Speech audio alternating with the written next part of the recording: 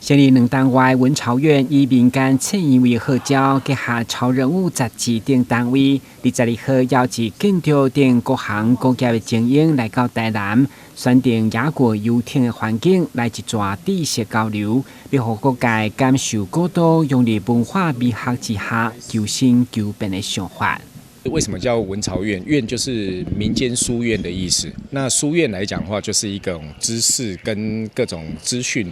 交流，甚至是有教育的这种传承的意义。那这种传承来讲，我觉得我用对谈的方式会是最好。对谈的方式是一种标杆学习，我想最有感受性，然后最显而易见的，所以我们就启动了一连串与市长有约。那我们上个月刚跟台北市长蒋万安有一个市长有约的活动。那我本身是台南人，那我觉得一定要带大家来文化首都哦，因为我觉得台南的400年基本上是台湾的文化的一个传承的这个历史，所以今天就特别跟市政府有今天这样的一个安排，希望透过文化对谈，让所有的人更认识台南这个文化首府的地位，然后了解一个城市的品格，可以从文化做一个更好的奠基，更好的开始。我们这次特别到台南是希望能够深耕我们对文化的理念跟生活，所以我们会拜访一些在地的店家，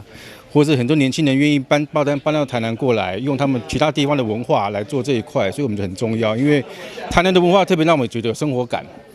主要不是高高挂在上面的厅堂，也不是艺术馆。我们台南的好处是把所有的生活的文化全部放在街道上，放在小店上，放在咖啡馆里面。所以我这个东西是自然而然从古都里面酝酿出来的东西，所以我觉得应该是非常值得大家都来这边学习。在巷道走一走，在哪里晃一晃，就遇到很多人，或是跟一个杂货店老板聊天。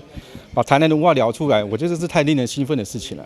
会中副市长叶哲山甲文化局长谢世渊先代表市长出席座谈，用中国城变成和乐广场，以及两家举办空山节等地方创新的成功案例，让文化建设慢慢融入民众的生活。从县市合并到现在，也过了10几年，其实这个城市的确有。慢慢的在改变当中，然后，所以过去如果有一段时间没来台南的朋友们，或许会觉得，这个城市，真的改变了不少。那也有一些新的建筑逐序的在完成当中，所以陆续有很多的大型的建设跟这个城市有很大的一个关联性，包括像我们之前大家熟知的中国城，现在已经不见了，变成是一个和乐广场。那其实对整个城市的一个景观风貌，其实改变非常非常的多。我们每天在那边出入的人都会觉得给做松快整个